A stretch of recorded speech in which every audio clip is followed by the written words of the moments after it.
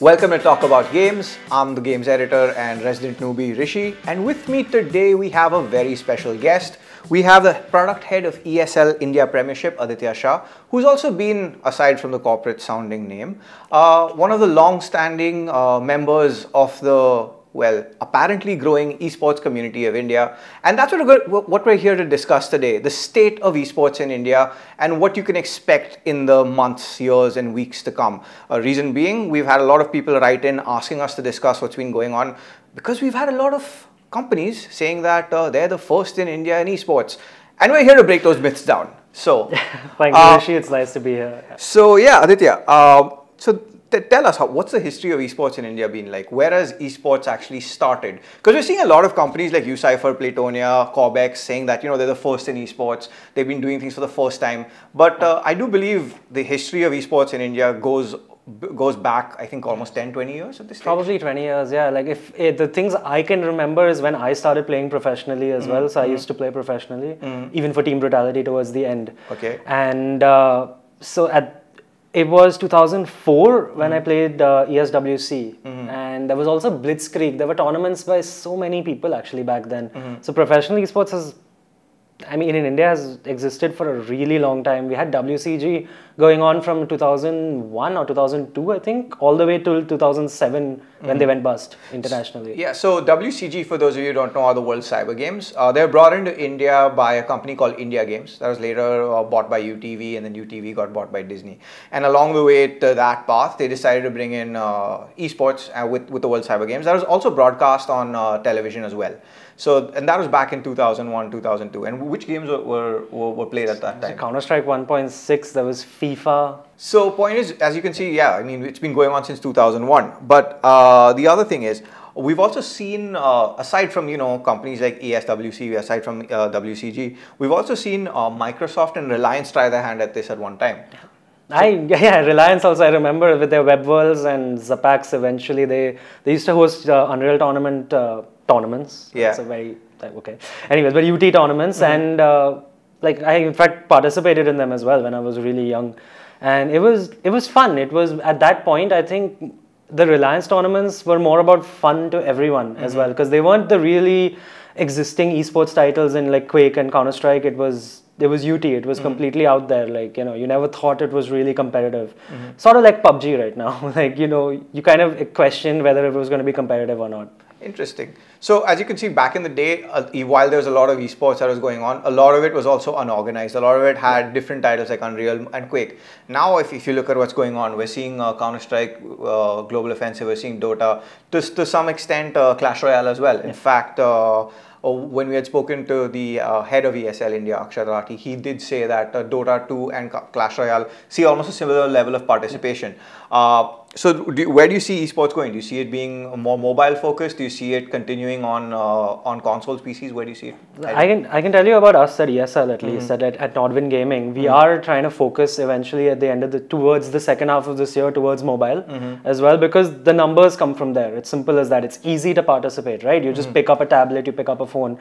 And that's the thing about Clash Royale. It's just anyone can pick it up. While Counter-Strike and Dota, like, even though Counter-Strike is always, I think even for the next 100 years, it's going to be an esport because it's withstood the test of time. With Counter-Strike 1.6, we used to have those just cafe tournaments where you used to pay like 500 rupees per team, and then, winner takes it all. Basically, even for that is what you were talking about, unorganized, right? Like at that grassroots level is when it started in the 2000s. And now it's harder to get into Counter-Strike because, and especially find a team as such as well. That's what I've heard from a lot of people as well, right? When we meet them during our LAN tournaments and things, they always ask, how do I find a team? How do I get picked up by somebody? Do I form my own team? Things like that. And it's difficult. So mobile gaming is actually really easy because most of them are single players. So, I think there's a MOBA as well on mobile as well, right? It's slated at least to pick up massively in the esports scene. So let's see if that happens. I forgot the name. Yeah, I think you're referring to either Arena of Valor or Vainglory, since these are the two bigger MOBA games. For those of you who are unaware, MOBAs are essentially multiplayer online battle arenas, and they're essentially 3-on-3, 5-on-5, and they've basically grown from what was the RTS genre. So back in the day, while we had a lot more people playing StarCraft, Age of Empires, Command and Conquer, now essentially it's moved on to MOBA, much to my dismay. But yeah, I agree. I agree. Well, no, the good part about even why MOBAs survives and even Counter-Strike, both of them actually, Dota and Counter-Strike both started off as a mod. The Dota was a mod for for Warcraft 3, and CS also was a mod for Half-Life, right? It's an interesting tidbit to know that, you know, so essentially, mods. yeah, user-created content has resulted in a multi-billion-dollar industry. Now, if we look at the state of esports today, right, we have Corbex that just announced what appears to be the first international esports multi-platform tournament in India. We've had Platonia, which claims to be the place where people can play Dota 2 without lag. I don't know, it's called a server. And we've had the likes of smaller companies, upstarts like Gaming Monk, who brought in India's first PUBG tournament. And we've even had Gameloft partner with Honor, of all people, to actually do a mobile esports tournament around Modern Combat. Yeah. And we've also had perhaps the biggest, most loudest of the bunch, UCypher, where they claim is India's only esports ever to be broadcast on TV, which we kind of disproved while talking about the history of esports here. So you kind of know where that's coming from. Where do you see all this going? So first of all, I want to plainly say that all these views are my own and they do not reflect Nodwin Gaming or ESL India or even by extension Nazara in any shape or form. These are my views. Firstly, every Tom, Dick and Harry says that, you know, we're the first, we're the first. Everyone, I think it's just paid PR at this point. It's just, I'm the first tournament, I'm the first organizer, I'm the best, and etc. Corbex has boldly come out and said they're the best. While they haven't proven anything, they hosted one tournament last year for 10 lakh, which had a 10 lakh prize pool. And this year they're claiming they have a 1 crore prize pool as well. And that's just, I think, it's an arbitrary number just to compete with us, like at ESL India Premiership, to be honest, because we were the first ones to announce the 1 crore magic number, right? And now everyone's going to try to match that, which is a great thing for esports in general. It makes it so that, you know, people play, right? Like for money, you can actually make it a profession now because of the amount of money you can win. And also, like, it works for advertisers as well, because then it's the numbers, right? If people are going to be like 1 crore tournament, wow, they must, you know, wow, let's watch this, right? So for advertisers, it works as well. So it's going to be it's going to work. 2018 is going to be a really good year as such, but about everyone, like the UCypher thing, right? Like, unfortunately, I had really good hopes for it, by the way. UCypher's talks were going on since March last year, like 2017, and I had met the production crew, I had met some of the people at USports and etc.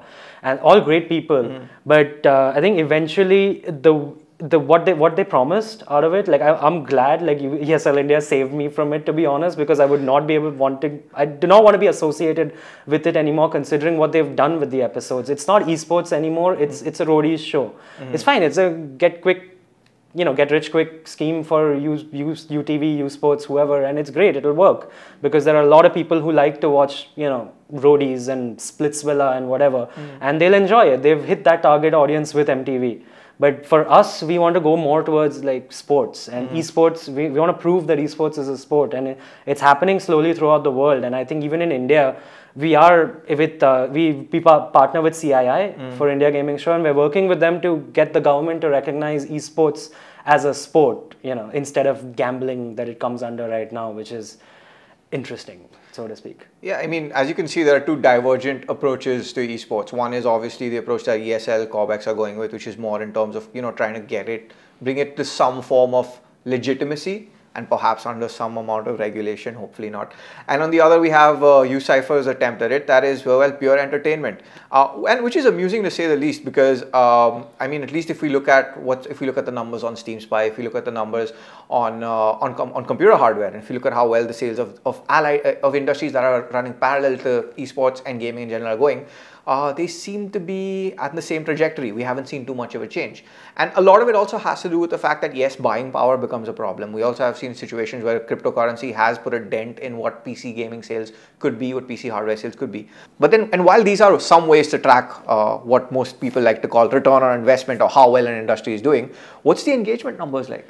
So what I can share is, like, we had that when we announced the ESL India Premiership as well. Last year itself, 2017, we reached over 30 million Indians. And this is just Indians, pure thing, because we did a pilot run on TV as well, which did really well. And I think it proved what we were looking towards, like, you know, make a full game basically is what we did. We put Counter-Strike on TV without any edits, without anything, a full game. There was a game which went triple overtime, quad overtime probably. I can't That's remember how much time. anymore. And yeah, that went from, instead of a game lasting 1 hour and the episode lasting 1.5 hours, the episode actually lasted 2 hours 20 minutes. Okay. And we worked with D-Sport over that, and it didn't happen too often. Fortunately, it only happened twice where we went to the 2 hour mark. But we worked with it, and we made sure that such a good game was there in its entirety, and I think we were rewarded by the viewers. It's a premium channel. It doesn't come in your sports pack. It's like 125 or 150 rupees a month as well on top of that, and I'm not sure what their numbers are, you know, how many subscribers they have, but we saw over 21 million uniques on our show. So I think we were rewarded by our stance of putting full games out there instead of highlight reels and things like that. Yeah, so what Aditya is essentially referring to is that what you're essentially seeing on their shows are essentially the entire game with no edits, while what you're seeing on NewsCypher are just highlights of the match, which are, you know, curated and portrayed to make it look like an entertainment show. But then this actually brings me to the next thing. While you talk about how good the numbers are, 30 million people, 20 million people, and all that, esports, by and large, over the recent years, has had a bit of a transparency problem. We've seen situations where, you know, one part of it is the fact that players have their own expectations on when to get paid, when they're supposed to get stuff done. Organizers have their own expectations on a turnout, on what's been going down. And there seems to be a lot of friction in that relationship. If we go by what's been happening on various Facebook groups and various forums in terms of esports, there always seems to be a lot of friction between players, between organizers, and for the rest of us, it's basically eating popcorn.gif. So can you shed some light on that? So the thing is, when I got on the stage at IGS to announce ESL India Premiership, the 2018 edition, was I basically said that if any gamers have any issues, anything, any questions they want to ask, write into us, or, you know, or just talk to us directly as well, because you'll meet us all around India as such, because we do multiple things. We don't just do ESL India Premiership. I'm talking about Nordwind Gaming. We do other, you know, white label events as well, and you'll always see us everywhere, and you can always talk to us. And what we are trying now, especially, is with me coming in as the, you know, as the product head of the ESL India Premiership, is because I have that. I used to be a professional gamer, you know, like I mentioned earlier, and I had these expectations as well from organizers. And now the thing is, now that I've become one of the organizers, I understand the organizer's point of view, which is we have pressure from the gamers, we have pressure from the investors, we have pressure from the advertisers, we have, you know, from sponsors, etc. Everything. There's so many players involved for an organizer, and to appease all of them is really difficult.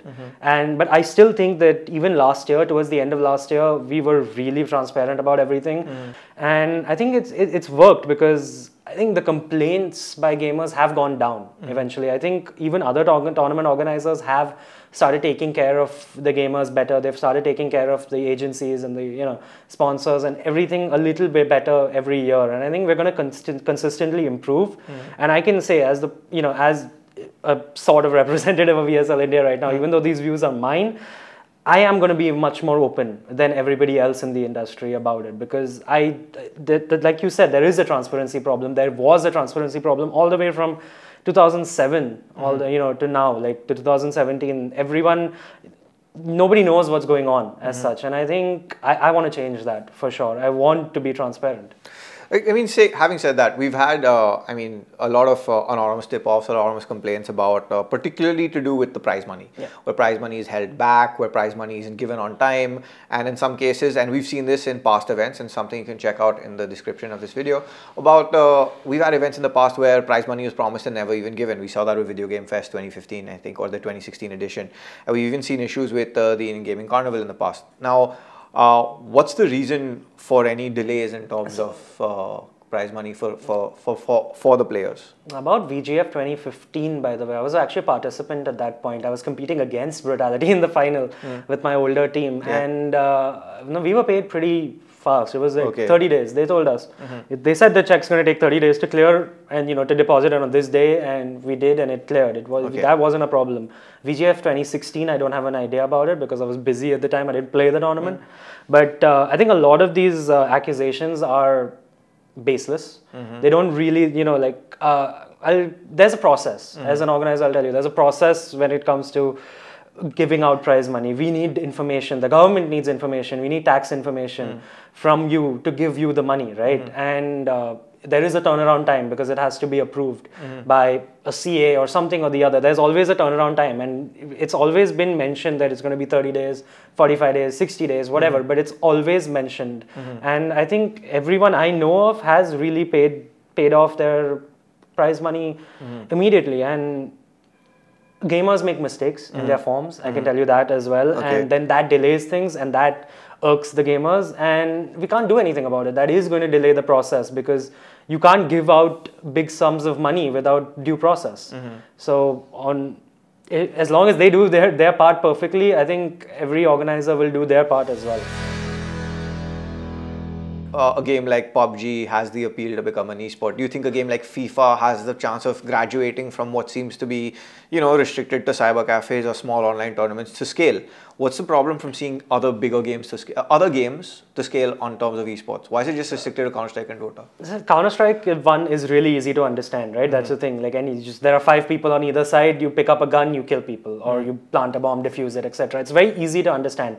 Dota is very easy to watch, and it's top view, right? Like the top view sort of games kind of make it entertaining because there's something happening all the time. And so that's the thing. The problem with a game like PUBG, I can tell you already, when there are 100 people on a map, the problem is what do you show on the screen at that time? And there are lulls in a game like PUBG where there's nothing happening. What do you do at that point? There's only so much conversation a commentary team can have.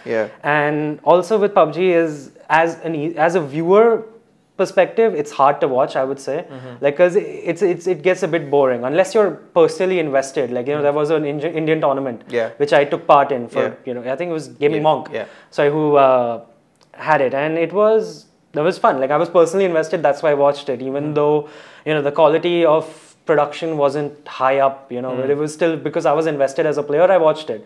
But that's about it. I didn't see anybody else randomly just, pick it up and watch it. And that's the problem with PUBG. I think it's the production is an issue. And also, as PUBG as an esport itself, like I don't know if anyone's played PUBG, they're going to understand it's RNG. It's RNG's based game, and you cannot have an esport based on RNG. Yeah, for those of you who are unaware, RNG stands for random number generator. What this essentially means in a game like PUBG is that when you are dropped onto a map, the items you get, the weapons you get, the ammo you get are all procedurally generated. It's random. It's randomized. And you can't have so much of an element of luck dependent making an esport in an esport. It becomes a problem in terms of weighing skill and the chance of getting a cool item that can make you survive a few more shots. So I guess that's what you're referring to in this case. Exactly. So like even the tournaments happened which ESL did. They did the PUBG Invitational. They actually had to make it 2x chance of finding an assault rifle. In the server settings, right? Because it's a custom server. They actually had to do that to make it a little more, at least everyone gets an assault rifle is the thing. But you could end up with level 1 armor, which is basically a motorcycle helmet. It doesn't save you from anything. True. And when there's so much RNG put into a game, I don't think it really is esport worthy because it's not a test of skill. And even FIFA has always hit that limit because even if it is skill based, I mean, there was a massive scandal, right, with EA right now in FIFA 18. Making it harder. If you are higher up in the score, it makes it harder for you to score. You can't do that. That's not, that's not an esport. That's not what you do in an esport. Rather, it's unfair to one of the players. It has to be an equal playing ground. Interesting. So, I mean, now in addition to all of this, do you think esports in India has a fake news problem? Yes. Yes. Care to elaborate? Yes. So the thing is, like I said this earlier as well, right? It's paid PR. That's the issue with a lot of. It's devil's advocate at this point. I know you guys are also press at one point, but a lot of the press does not have, so to speak. I mean, they're okay with printing material if they're paid for it. It's the same thing like promotions with influencers. It's paid traction and. When you pay for traction, you are going to want your words out there. And as a copywriter, he's going to put, I'm the best, like this company is the best, this company is the first. That's the problem with media right now, with PR right now. So yeah, there is a lot of fake news out there.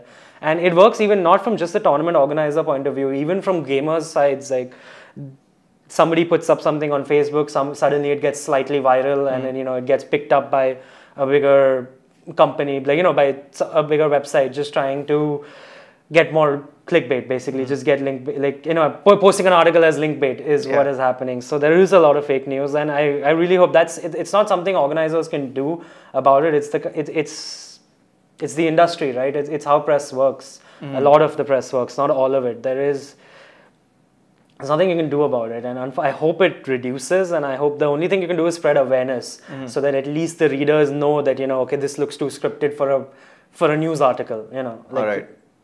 So mild disclaimer at this point, we're not being paid for this at any stretch of imagination. And the other thing to go along with that is if as a listener, as a reader, as a watcher, if you notice the fact that someone keeps saying they're the first or they're doing something differently in esports, as we treaded earlier in the episode, it's all been done. So so in order to know you better about the scene here, because esports in general is one of the more murkier, less transparent facets of the gaming industry, you do best to do your due diligence and read up as much as you can, because a lot of it isn't exactly what it seems. So we'd advocate due diligence wherever possible. Now, moving on to other things. So suppose you have someone who comes up to you and says, hey, I want to make a career in esports. What do you suggest? Unfortunately, right now, I would think 2019 is going to be an amazing year, by the way. I think 2018 is going to be amazing as well. I think we're going to have multiple crores on offer, right? But that is contingent on you winning. There are only a couple of professional teams out there that pays you a salary, a stipend, something or the other to actually make it a viable career. As of now, anyone who comes to me, and they have, in fact, over the course of the tournaments in the last year, the thing is, I am from a well-off family. So I could actually while away 2 to 3 years of my life just playing tournaments and trying to get better at the game. But eventually I hit my skill ceiling as well, and I realized that and I left on a high. I would think I won a few tournaments with Brutality, and that's when I decided, okay, it's time to call it quits and move on to the organizational side, because as a gamer I thought that I could work with organizers and make it better, make the scene better, and that's what I am aiming towards with the India Premiership. And anyone who's come to me lately, I've always told them that still do it, please, but make sure you are studying, make sure you get a good degree, and things like that. And if you are, the thing is, a lot of people also say my parents don't support me. The thing is, your parents will support you as long as your grades are up. If your grades are up, if you spend 4 hours a day gaming, they're not going to have a problem with it. And that's what that's what I want to tell all the young gamers out there, is to concentrate on your studies, get a degree, because you never know when anything goes bust, right? It's happened with things in the past, where bubbles burst, and sort of like the real estate market. And you never know, you can't really put all your eggs in one basket. So always, I think the best teams out there's a team Astralis. All 5 of them have degrees their master's degrees in economics, psychology, one of them in philosophy, things like that. They actually have something to fall back on, even though they are one of the richest teams in the world. They're getting paid a massive salary, they keep winning tournaments, they're rich, but still they have something to fall back on. So that's what I say, concentrate on your studies, make something of yourself when it comes to just degrees and education, but also focus on gaming in a way where you're not overly addicted, so to speak. Don't spend 12 hours a day on gaming. It's not the right approach. Interesting. So, having said that, what can we expect from ESL this year? One of the biggest announcements was the fact that there's going to be a 1 crore prize pool for the ESL Premiership India this year. But what can we expect beyond that? So the thing with the ESL India Premiership is we've always prided ourselves on the fact that it's a flagship tournament. It's the best tournament. It has been in the last year and the year before that. We're the longest running tournament as well. We run throughout the year. We give gamers a reason to compete and a thing to compete in, basically a platform to compete in, a tournament which keeps running. And our major goal with the ESL India Premiership is to improve players and to make teams reach a level where they can compete in the Southeast Asian scene, and then eventually in the Asian scene, and then eventually in the European scene and the world stage, basically. So that's what we want to do, and the way to do that is to have a long-standing league. So the ESL Pro League exists in Europe, and in NA. And in India, we have the ESL India Premiership. It's similar sort of thing. We have like a Masters division where there are 12 teams. We have a Challenger Cup where if you win the Challenger Cup, you get a chance in the Masters League, and there's the Starter League, which is the Open League, which you win the Starters League, you're in the top 2 in the Starters League, you come to the Challenger League.